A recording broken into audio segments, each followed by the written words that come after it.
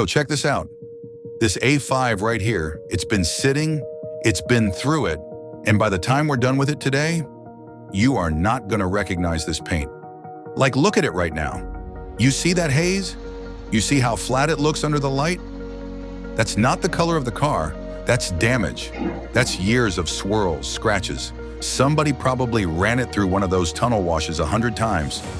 And most people look at that and think, hey, that's just how white cars look. Nah, that's fixable. That's literally what we do. And I'm gonna show you exactly how, step by step, no skipping, no fake speed ramp nonsense where you don't actually see what's happening.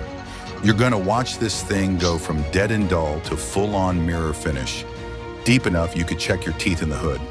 So if you've got a car sitting in your driveway right now, looking exactly like this, stick around, because by the end of this video, you're gonna know exactly how to fix it yourself. Okay, these are the products we're gonna be using. A polish to bring back that gloss, and a wax to lock it in and protect it. That's it, let's get into it. First, we'll restore that deep, glossy shine. Then we'll lock it in with a protective finish that keeps it looking its best. Let's get started. Before we even think about touching this with a polisher, we gotta wipe the surface down. And I know it looks clean already, but trust me, it's not. There's dust sitting on this paint right now that you can't even see. Tiny particles that landed after the wash. And if we skip this step and go straight in with the pad, we're literally grinding that dust into the clear coat. That's how you get more scratches, not less.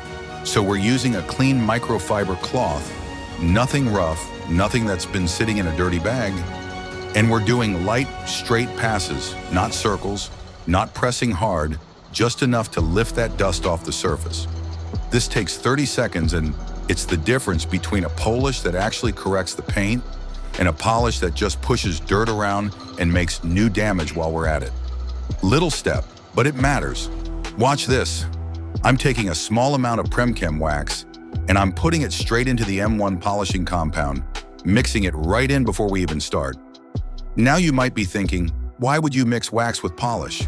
Aren't those two completely different steps? And normally, yeah. Polish first to correct the paint, then wax after to protect it. But when you blend a bit of wax into your compound like this, you're changing how it behaves on the pad. The wax adds a layer of lubrication, which means less friction, less heat buildup, and less risk of the compound drying out too fast and hazing the paint before you've even finished your pass. It also means as the M1 is cutting and leveling out those swirls, you're already laying down a thin protective layer at the same time. So you're not just correcting the paint, you're starting to seal it in the same motion. It's not a replacement for a full wax step afterward, but it gives you a head start and it makes the compound glide instead of drag. Little trick, but it changes the whole feel of the polish.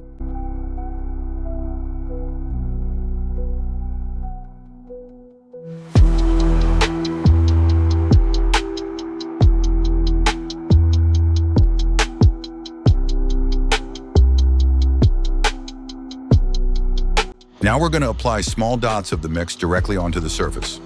And there's a reason we do dots, not lines, not one big blob in the middle. Dots let you control exactly how much product is going down and where.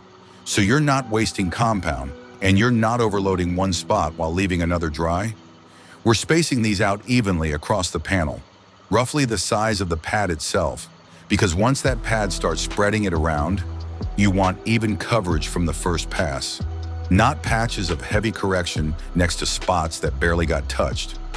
This is one of those steps people rush, and it's exactly why their finish ends up uneven.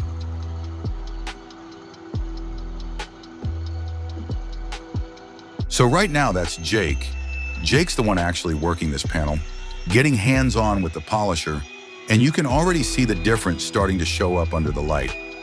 This is the part of the process where all that prep, all that wiping down, all that mixing we just did, it all comes together.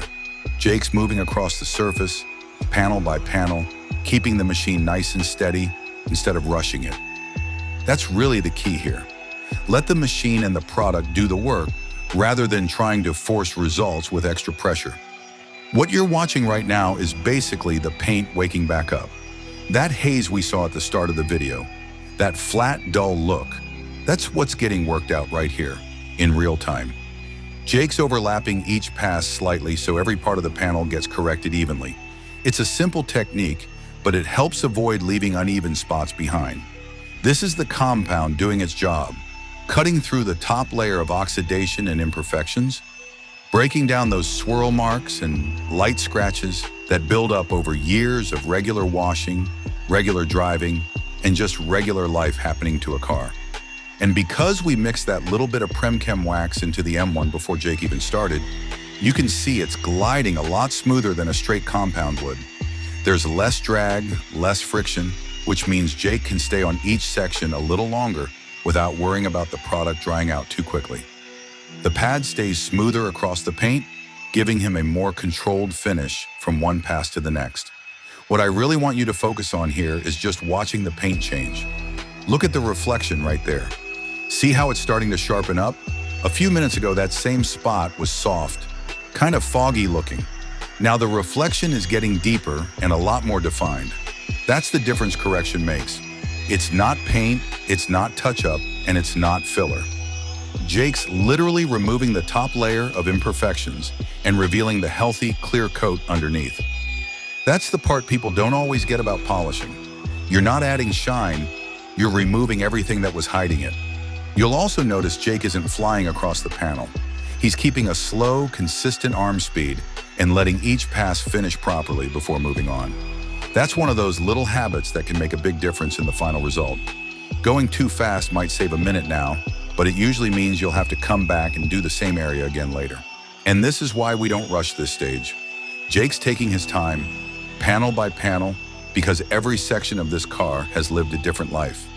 The hood has probably seen more sun, more bug splatter, more road debris, and more heat than almost any other panel. The doors might mostly have swirl marks from washing, while the boot could have scratches from loading groceries or luggage. Every panel tells a different story, so even though the process looks the same, Jake is paying attention to how each section responds. You can already see the hood catching light differently than it was just a few minutes ago. That's not the lighting changing, and it's not the camera playing tricks. That's the clear coat becoming clearer as those defects are removed. The gloss starts looking deeper, reflections become crisper, and the paint begins showing the color the way it was meant to. This is honestly my favorite part of any detail, because this is the moment where the car goes from, yeah, it's clean, to, wait, is that the same car? That's when all the preparation starts paying off. Jake's still got a few more panels to finish, and we're going to keep working the same careful process all the way around. Once every panel has been corrected, we'll move into the final step, locking in everything we've achieved so the finish stays protected and looking its best.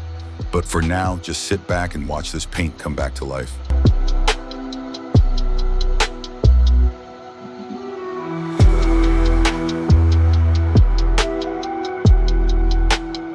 Check this out. This pad is clogged. See all that dried polish caked into it? This is exactly why I tell people to clean your pads regularly, because once it gets like this, it's not spreading product evenly anymore. It's just dragging dried residue across your paint. Now you've got two options here. If you've got the budget for it, just swap it out. Grab a fresh, clean pad and keep moving. But if you don't, no problem. You can clean this one, scrub that dried polish out, and get it back to working condition. Either way, don't skip this step. Jake's still working this same section, and I want to keep the camera here for a bit longer because this is where you really start to see the transformation happen in real time. Watch this panel closely. That's not a trick of the light. That's the actual correction taking hold as Jake keeps moving across it. This is the stuff that doesn't show up in a 5-second clip. Real correction takes real time, and that's exactly what you're watching right now.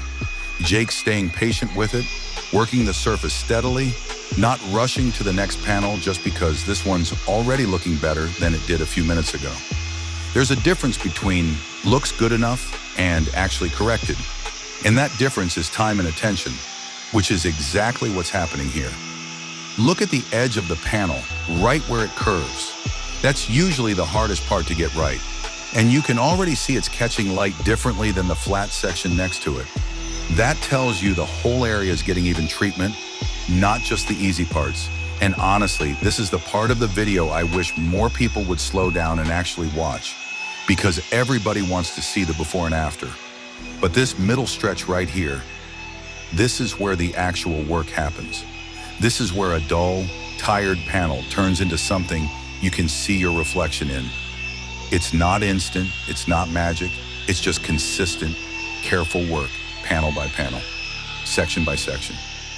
Jake's got a little more to cover on this section before we move on, and once this area is fully done, we're gonna step back, look at the car as a whole, and get ready to lock everything in with the next step. But for now, just keep watching this paint come back to life right in front of you.